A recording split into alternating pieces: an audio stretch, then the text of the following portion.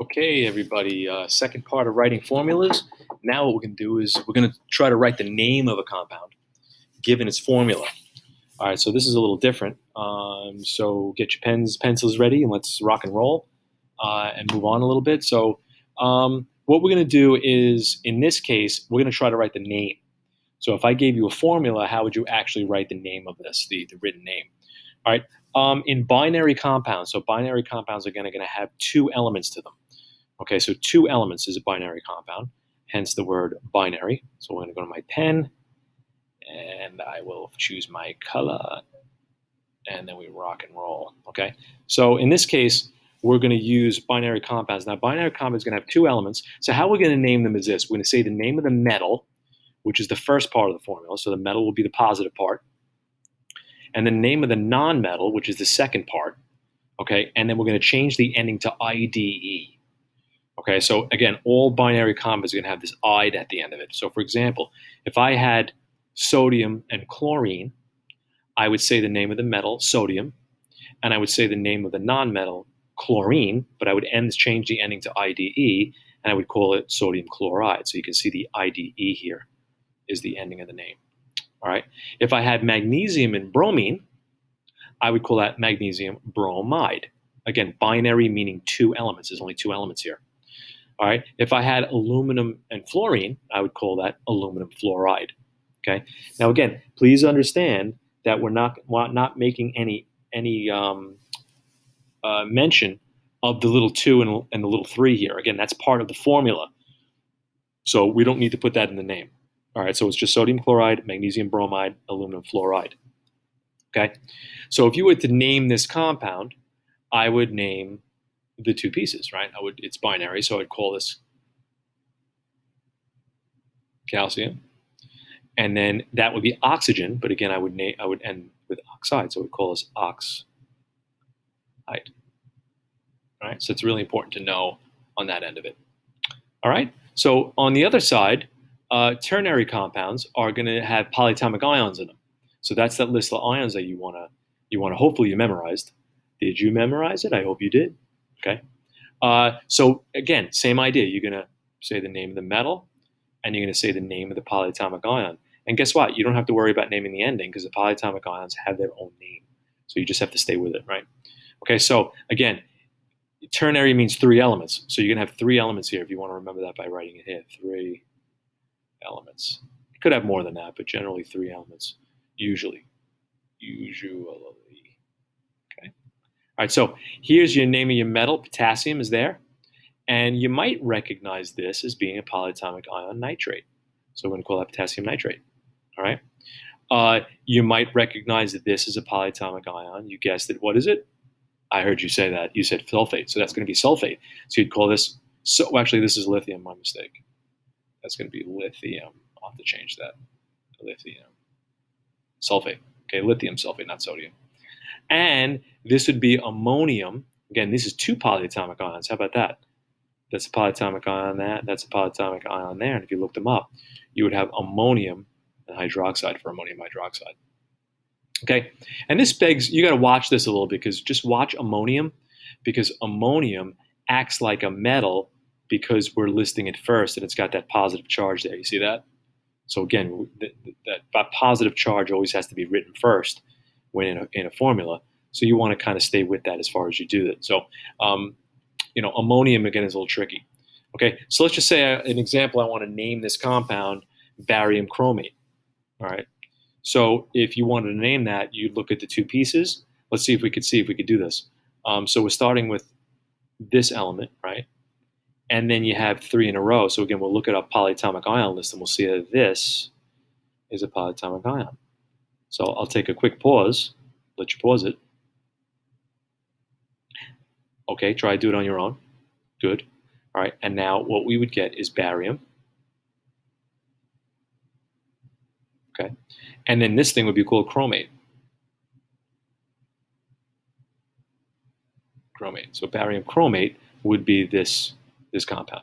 Okay, so really it's not too bad. It's saying the first part, saying the second part, and we're good. However, you didn't think it was going to be that easy, did you? Of course not.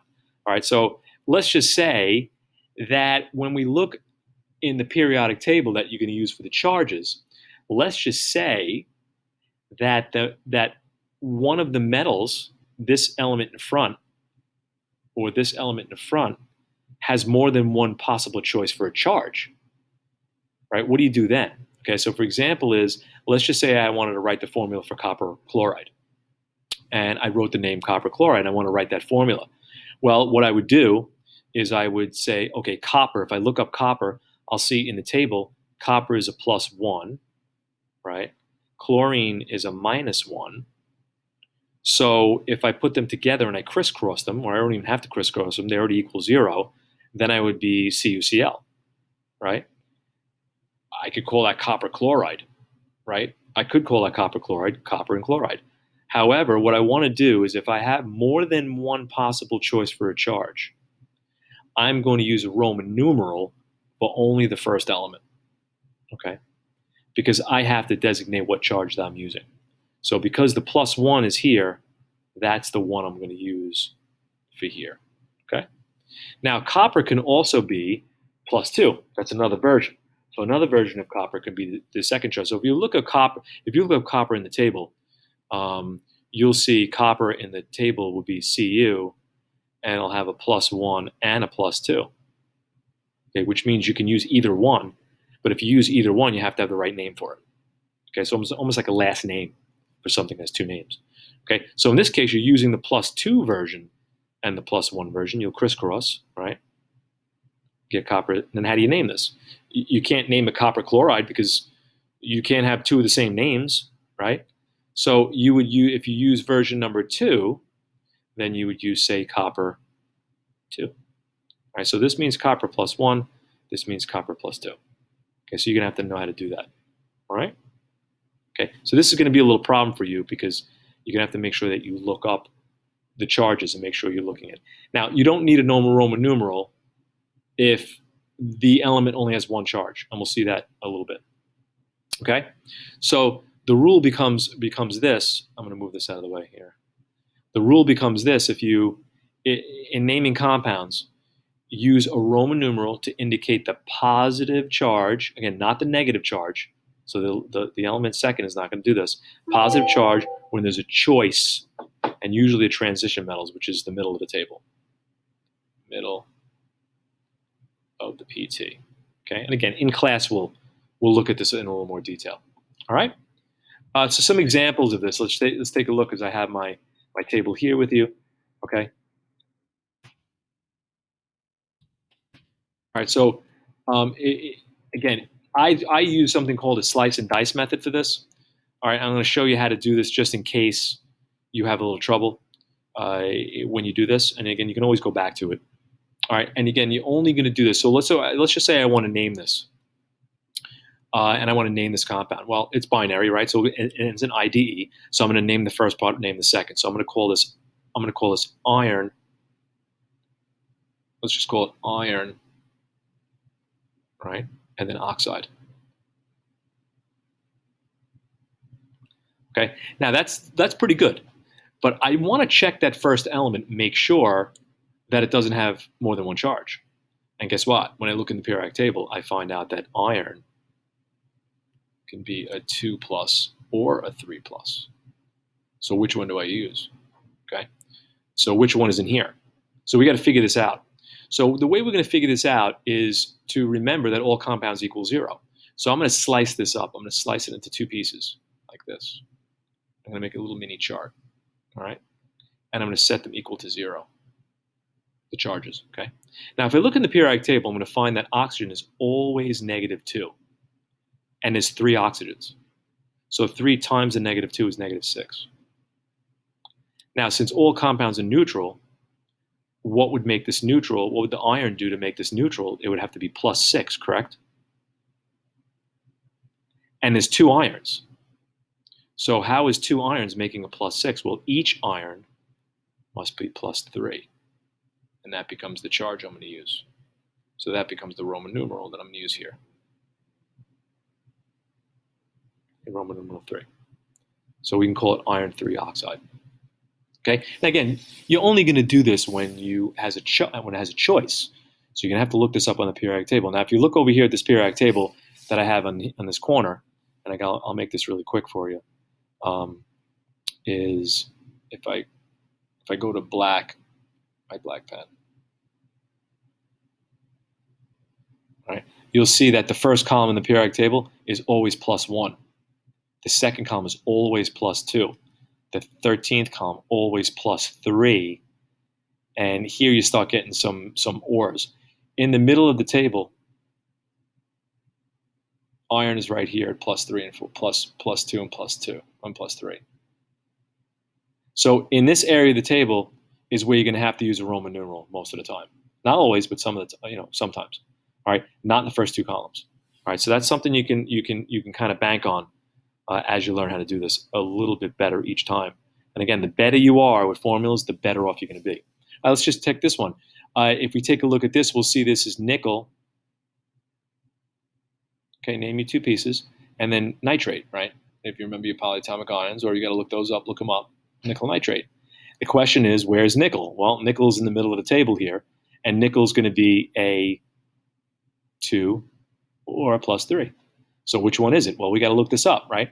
So I'm going to slice this, but I'm going to remember that I can't separate nitrate. So nitrate itself is a -1.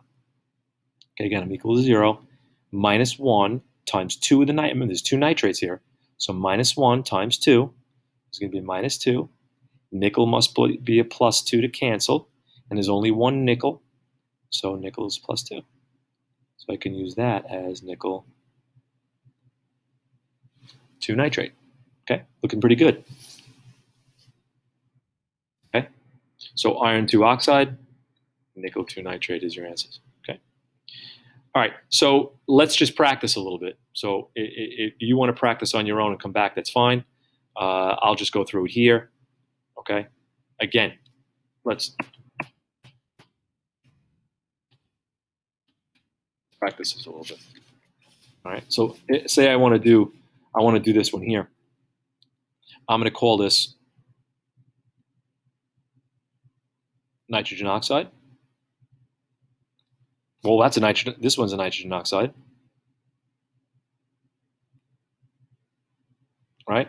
And this one's a nitrogen oxide.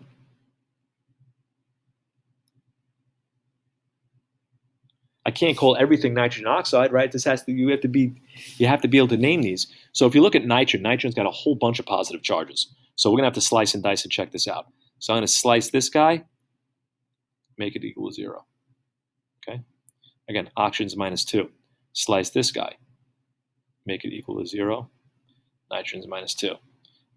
Slice and dice this guy, make it equal to 0. Nitrogen's -2. Okay, let's go across now. Now there's 3 oxygens. So 3 oxygens times -2 is -6, right? This has to be -6 also. And there's 2 nitrogens. So each nitrogen is +3.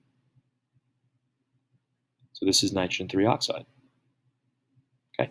This one is 2 nitrogens, -4. -4. +4, I'm sorry.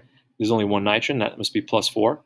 I didn't give you enough room here. So this is nitrogen 4 oxide.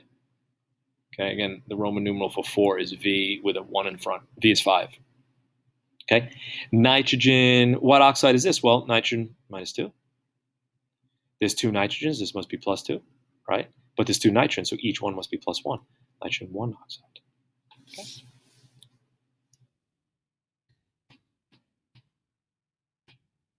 All right, and we can do a few more here if you want to run through them really quickly.